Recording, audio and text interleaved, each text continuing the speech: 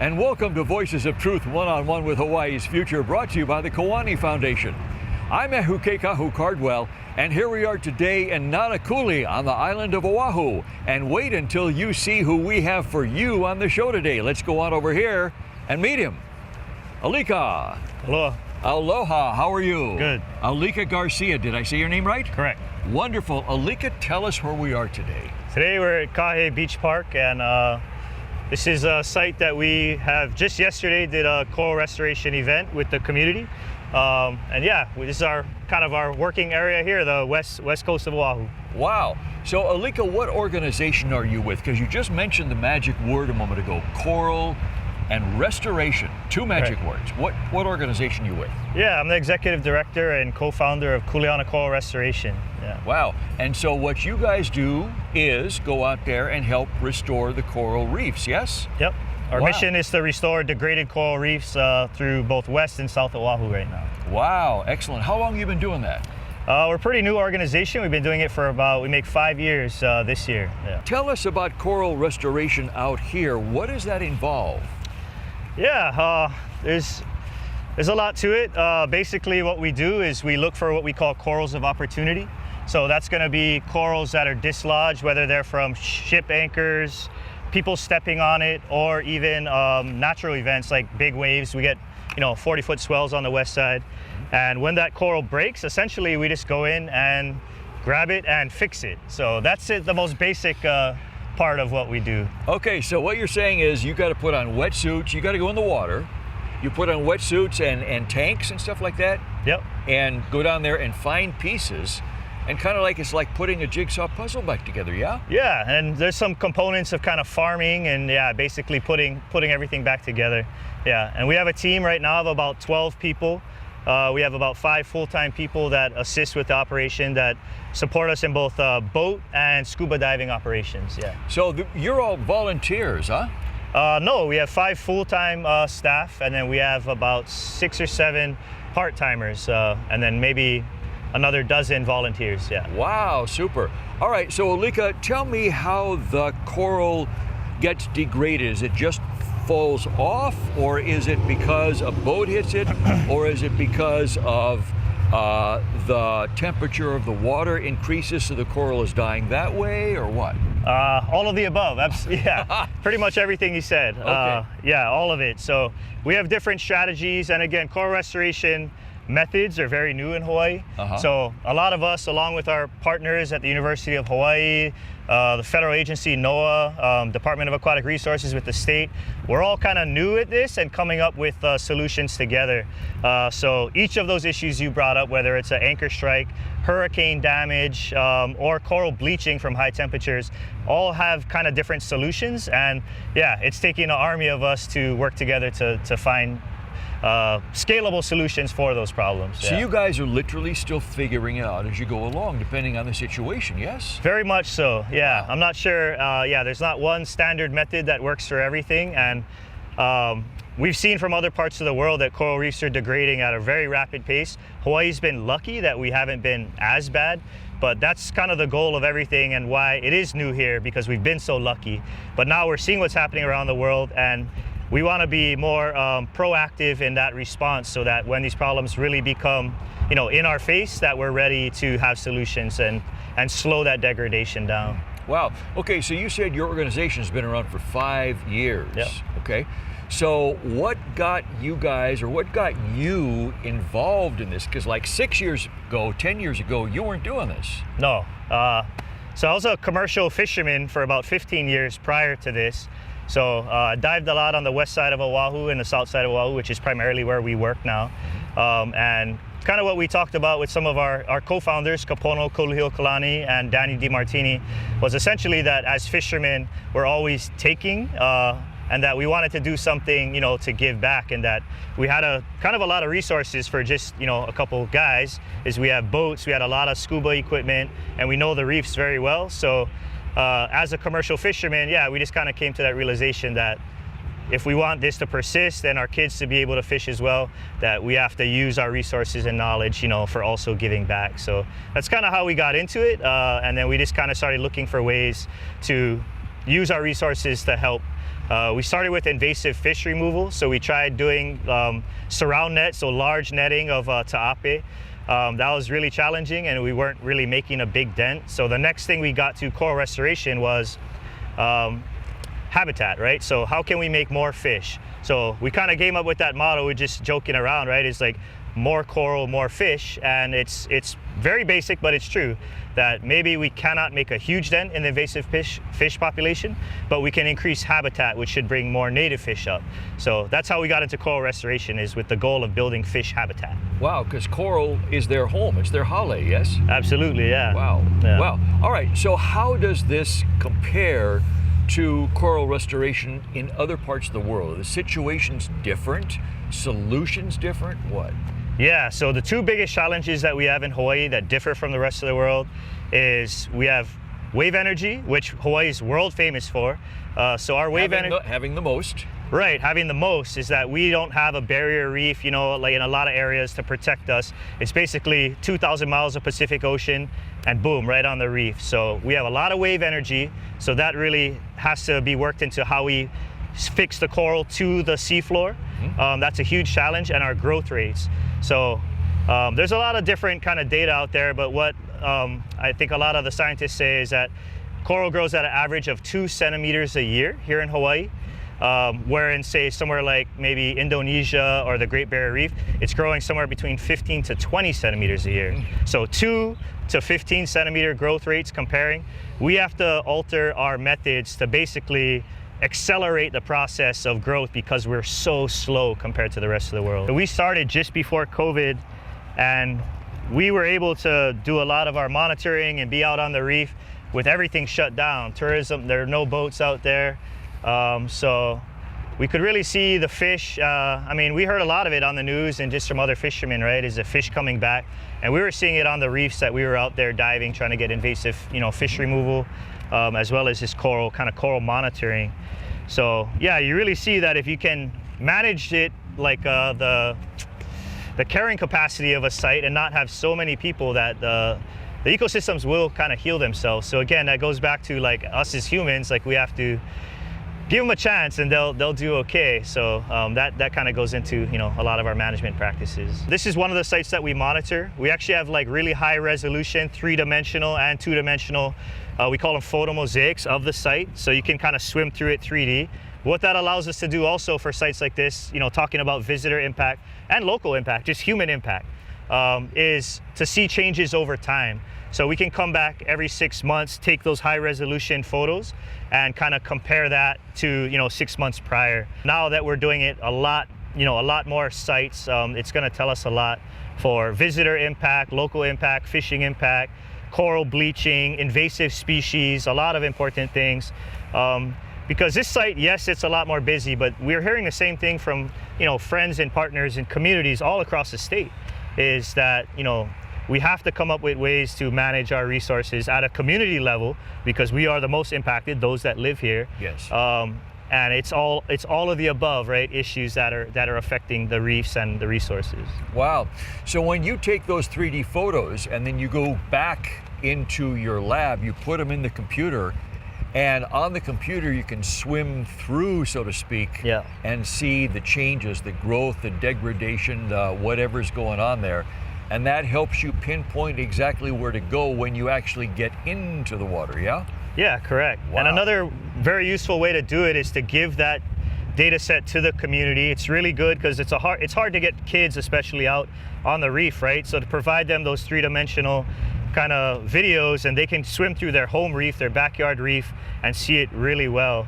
And also giving it to kupuna and decision makers of the community that determine like maybe they want a management strategy, they want different fishing rules, different limu taking rules, but it just is another tool for them to use to justify maybe asking the state or federal agencies for better management. Your organization has several programs that you guys are really proud of, yes? Yeah, absolutely. Tell us about one of those. I think the one that we're probably the most proud of is we're in our second year of a kind of workforce creation program funded by NOAA, the federal agency NOAA. And kind of the goal of it is to get underserved communities into marine science and restoration. So our program that we're running for the second year is to get more Native Hawaiians, Pacific Islanders, or just local people from Hawaii that have grown up here into the marine science field, specifically coral restoration, but it doesn't have to be just that. So what it does is we provide them base certifications in scuba, open water, advanced open water, and rescue, as well as getting some hands-on with boat operations. So what that does is it makes them more employable by, whether it be state, federal, other nonprofit partners. But really what we're trying to do is build local capacity for managing our own resources. Having local people that are here that hopefully aren't going anywhere, because we know that's such a huge issue, right? That we're losing so many of our people to, moving away to the continent, yeah. Mm-hmm. And if there were anything that, I'm just thinking about my perception is that I would want to do to stay here is to protect, our marine resources. So, but that was one thing that I saw going through, the University of Hawaii, is like opportunities, is there weren't a lot for local kids. So we just thought that if we could provide that, that would be kind of another gateway, either to continue their academic, career, go into, we had some of our students in the first cohort go for their master's, first year of their undergraduate, others are working for the state now. So just a program to kind of just provide more opportunities, and we're really, really proud of it. Wow. As you're describing this to me, Alika, it sounds like a no-brainer that, we would want Native Hawaiians and Pacific Islanders and, people who live here to be involved in this, because it's all about, malama, not only malama ka'aina, but malama kekai. Absolutely. Taking care of the land, but also taking care of the ocean water and everything in there. And who better to do that than people whose culture this is? Absolutely, yeah. And yet, based on what you're saying, that there's very few people currently in there, yeah? Correct, yeah. And yeah, like you said, to me, it's a real no-brainer, is that a lot of us, local kids, they grow up in the water, right? They fish, they know the resource, they know the ocean, the way it moves, they know how the fish are. So it's not only that comfort in the ocean that I think is a huge asset to conservation, but it's also, like you mentioned, is that cultural connection, right? It's like, for myself, is doing this work has brought me closer to my culture, and that's huge. So the other part that we're seeing, kind of a Western science perspective shifting, is that final recognition that indigenous knowledge and wisdom is the key component to being more resilient to our climate crisis, climate emergencies, management of our resources, is that we don't have to rediscover a lot of this or invent this stuff. We're rediscovering what our ancestors had kind of known for thousands of years. So as a part of that, again, why not get these kids up? And one of the big things I see, we hear a lot, again, I'm not a scientist myself, but I work with a lot of scientists that I really love and respect. But we hear a lot is that, it's like diversity, right? We hear biodiversity, the importance of genetic diversity. What we don't hear a lot about, and what we hope to accomplish through these programs in our work, is the cultural diversity. Because again, going back to incorporating indigenous knowledge and wisdom into restoring entire ecosystems is a part of that diversity and different perspectives that we're going to get a better outcome. So it's not just about we want one Hawaiian in here on the team to make it even. It's that the diversity of perception and culture is going to make a way better outcome for everybody. So different ways of seeing things, yeah? Yeah, absolutely. Wow. It seems highly ironic that they wouldn't be the largest group involved in this, because of their not only because of their heritage, but because this is their home. They grew up out there. Like you said, they can read the ocean, they can read the waves, they can read the fish. They've been doing that for years, since they were yay high, practically born into it. So why wouldn't they naturally continue to do that, as their profession? Yeah, that's what we're hoping. That's what we're hoping. Yeah. And there's a lot of stuff that we asking that question, right, before kind of building up this program, this training program. Yeah. And there's a lot of answers that are complex, various social injustice issues, the overthrow of the Hawaiian monarchy and how that, affected Hawaiians, A lot of different things that are, well above my pay grade or level of understanding. But I think what we're really focused on with our partners in the community is recognizing some of that, but also really focused on solutions. Is like, how can we get, this partnership? Because the partnership with, like, say, that example of Indigenous knowledge and Western science, I believe that is the key, right? Is like some of the stuff that the Western science brings, like, it's mind-blowing, right? Like, we couldn't do some of the things that we do without it. But at the same time, we're finally seeing a really strong recognition from state, federal agencies that, again, Indigenous knowledge is important, not just something to check a box to say we did, talk to a kupuna and we're good with the culture. Yeah. It's that, no, we actually legitimately have stuff to make a better outcome for, like, whatever our objective is, which in this case is ecosystem restoration. There's already a pretty big, I guess, core group of people that are prepared for coral bleaching monitoring. So I think now we're working on that response component of it. Restoration is just one part. There's a lot of other things going on with water quality issues.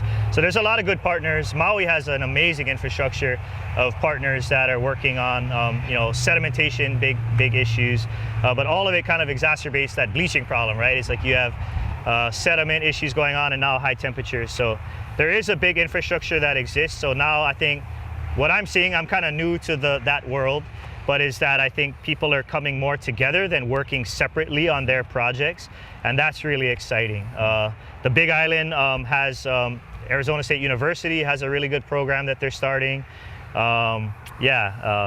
Kauai, I think they're just getting into it now as well. So coral restoration is so new, and it's exciting to see it expand, throughout the archipelago. When you say coral restoration is so new, you mean new to Hawaii or new to the planet? It's relatively new to the planet as well. I mean, we know that it's been dabbled in. I mean, if you go back to, some traditional Hawaiian uses, they actually use forms of coral restoration and artificial reef to make, fish habitat, both two things, fish habitat production and coastal protection. Two of the biggest things that we look at, right? Yeah. Reefs provide protection for critical infrastructure. Now it might be a power plant or a school. Back in the day, it was fish ponds. Yeah, but they were doing it 1,000 years ago. They were. So I wouldn't quite call it new, but in the sense that we think nowadays, yes, kind of newish. It's like, new to us. It's new to us, yeah, where we're coming together, again, bringing in Western science and rediscovering traditional knowledge. I'd say in the Caribbean, Great Barrier Reef, maybe it's 15 to 20 years old. In Hawaii, I think at scale, it's, maybe 5 years old. Yeah, so it's pretty new. I hear this thing about artificial reefs and the necessity of building artificial reefs and putting them out there. Tell us about that. Yeah, I mean, I think the projects are still kind of at pilot scale and us understanding their impact. I mean, there are concerns, but I think the benefits outweigh some of the risk, but that's still being assessed. For us, our perspective is going back to the fisherman culture ideology is more coral, more fish. And what fish really respond to well is three-dimensional structure. Because we can plant coral all day on a flat ground like this, but it's not gonna get you, your mampachis, your uluas, the stuff that we really wanna eat. Where you need is three-dimensional structure, and that's where artificial reef comes in for fish habitat. They're looking for a roof over their head. Exactly.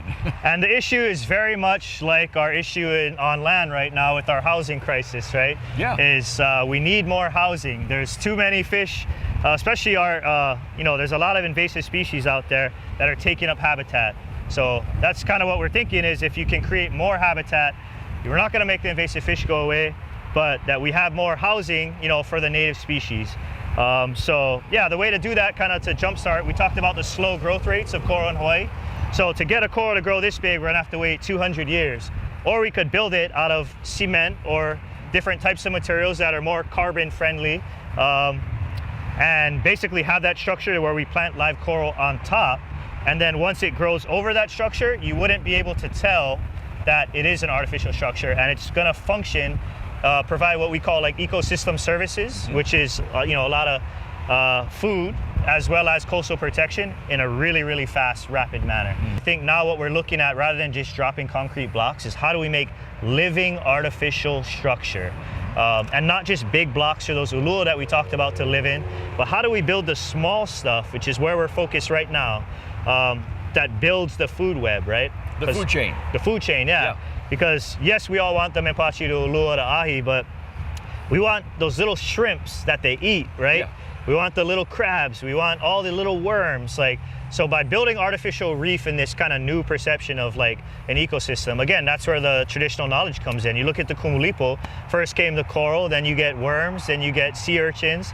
It's the basis of the food web that we have to focus on with, you know, limu restoration. What does limu provide and all the critters that live in there? It's seaweed. Yeah. So really we're looking at a different perception of living artificial reef is kind of, I think, where we're headed now in the future, and where Kuleana Coral is lending, you know, like our energy. So we talked about those ecosystem services with fish.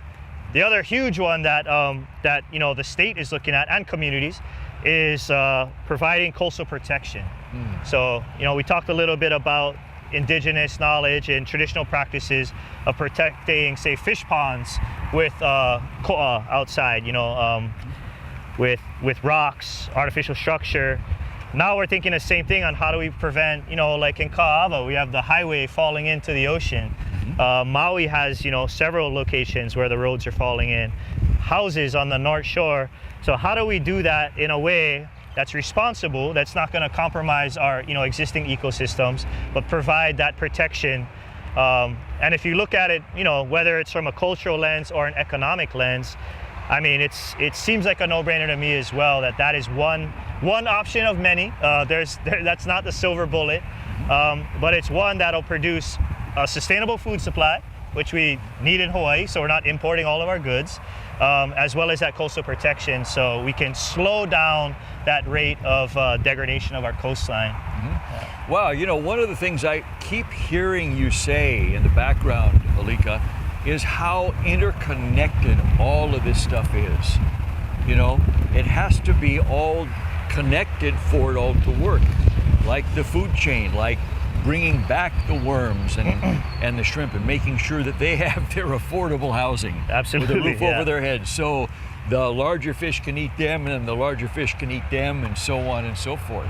What is the cost, you know, if we don't do this? I mean, it's like we're right here by the ocean, and the fish are in there in the water, and we're up here on the Aina, on the dry land. But really, whether this is done or not, affects not only the fish, it affects us on the land too, yeah? Yeah. I mean, it even affects people on the land that are way inland, way far away from the water. It affects them. It affects everybody. It does. We're one part of this system of balance, and we are very specific to coral reefs and coastal protection, you know, in the water. But once one system starts failing, we see that it's a cascade effect.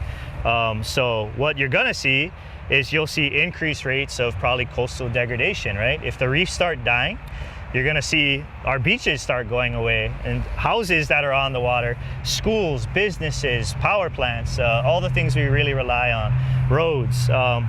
You know, we started with, and we can go back to that all the time, is the food supply, right? If we lose the coral reefs, every fish we eat is gonna have to be imported or farmed on land, right? We're lucky that there's a really good local ia, you know, also rebirth, kind of like revitalization, where people are getting into that again, where we can grow fish. But again, like the reefs are natural, you know, refrigerators, right? So that's right. To lose that, like now we're just increasing our dependence more and more on imported goods. And there's a lot of other things, right? And, you know, I talked about this to some of my friends, you know, whether you're in science, in culture, kind of anything, is all of us are working towards protecting this precious resource. What we don't want to do is get into a situation where, you know, I have to tell my son about coral reefs in a past tense, right? Yeah. And I only see pictures of them online or in books or something. Yeah, to me that would be the greatest tragedy, right? Is that we have to tell them that we didn't quite do enough, we couldn't work together enough, you know, we couldn't get our act together, and now look at this museum or this fish tank, this, you know, that we're keeping it alive because it no longer exists in the ocean. And yeah, we talk about, you know, fisheries, but to me as a father, that would be the biggest tragedy. Food, coastal protection, economy, culture, we would lose so much if we lost our coral reefs. So that's why I think we've converted, when we started this organization, from commercial fishing and shifted all of our resources now into conserving these resources, because it's that important to us. Well, Alika, mahalo to you for bringing both connectivity, that everything here is connected, and the balance. Everything needs to be in balance and stay in balance, because that's so important, whether we're talking about the little fishies out there in the ocean or us on the land, because what affects the fish in the ocean affects us on the land and vice versa. And so they need the affordable housing. They need it like we do. And we need to go out there and help them be self-sufficient again so we can be. So again, mahalo for what you do. Please don't stop. Please keep doing what you're doing. We'd love to come back here in a few years and hear about all of the beautiful reefs that have regrown because of the work you guys have done. I look forward to that as well. Thank you very much. Thank you very much. And mahalo to our viewers for joining Alika and me here at the beach today. Remember, you can watch us on the web 24/7 on voicesoftruthtv.com, and you can like Voices of Truth One-on-One with Hawaii's Future on Facebook. I'm Ehuke Cardwell with the Kuleana Foundation, along with Alika here. And until next time, ahui ho!